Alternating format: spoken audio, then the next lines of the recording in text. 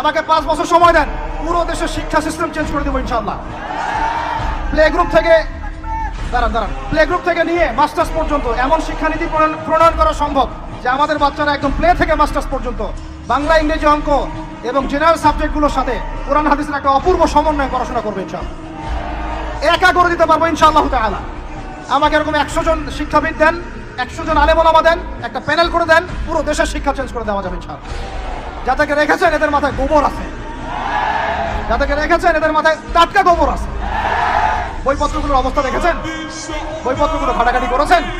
সমকামিতা প্রমোট করছে আমাদের দেশের মধ্যে, ট্রান্সজেন্ডার প্রমোট করছে আমাদের দেশের মধ্যে, আমাদের বাচ্চা কাচ্চা কচি কাঁচা বাচ্চাদেরকে শারীরিক শিক্ষার নামে যৌন শিক্ষা দিচ্ছে। এগুলো আমাদের মুসলমানদের শিক্ষা? এটা চলতে থাকলে দেখবেন অচিরেই কোনো মানুষ বাচ্চাদেরকে স্কুলে পাঠাবে না, এটা অরুচি ধরে যাবে। তখন কি হবে? কোটি কোটি স্কুল, কলেজ, বিশ্ববিদ্যালয় খা খা করে পড়ে থাকবে।